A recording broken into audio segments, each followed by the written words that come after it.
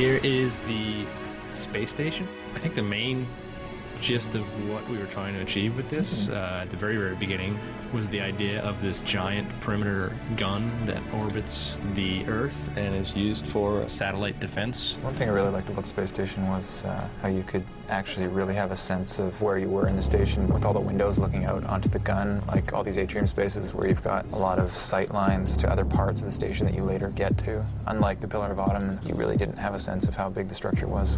That leads us onto Old Mombasa. We had a lot of destruction present in this to really try to set the mood of the Earth being under attack. It was sort of an inspiration of what would an old ethnic neighborhood look like in the future. So a lot of stuff has been retrofitted with wires, and it was a nice way to transitions into the newer architecture, which you eventually get to after you play through the beach and the tunnels and all that.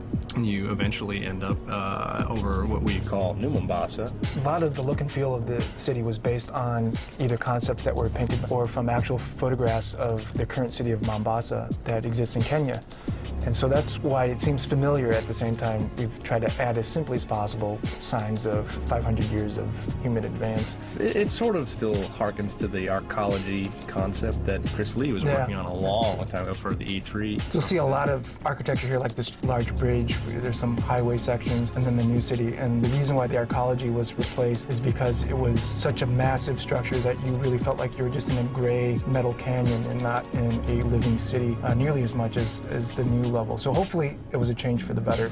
Gas Giant. Dave's baby. His big, worked on this big for baby. Too long, too many years. It was satisfying to play through, and I played through it today, and I think successfully the production half of it feels like, okay, this is where they're moving these odd canisters full of gas that they're farming. I think there's a good transition from that to the research area where this predates the Halos. The idea for this is where they first sort of came into contact with the Flood and had this horrible potential war in front of them or in the station.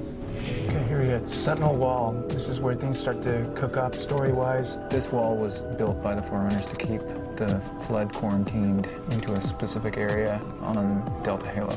Even the exterior of the quarantine zone is supposed to reflect the barrenness and the lack of life that the Sentinels have been trying to instill in the area by starving it of light and energy and heat and all sorts of good things. And so that's why it's so cold. And we're now at High Charity. We definitely took a departure from the Covenant stuff that we did in Halo. We're able to squeeze the most out of the Xbox and actually do all the fancy curves and shiny surfaces that we had drawn out. We chose a different palette for colors. Yes, purple. A lot darker. Much darker purple than Much darker purple, desaturated. Mauve a little tones bit, of Halo 1. We pulled off a much better organic feel to everything, which was really, really kind of neat. And so the lighting is going to be very dark and moody. So now we're looking at the Delta Halo. It's really cool. It has a lot of beautiful water shots. I think some of the really good overgrowth throughout all of it. Yeah, we definitely put a lot more attention onto making Forerunner structures look like they've actually aged. First game, they were pretty spick and span. It's somewhat reminiscent of the first control room in terms of its sort of the ziggurat structure that Chris Barrett did in Halo 1. We wanted to relate to that in the spherical room shape, or the control room shape, but unearthed it a lot more. I think this is really where we hit our stride because the sheer scope and scale of all these levels, Yeah, they're huge. They're huge.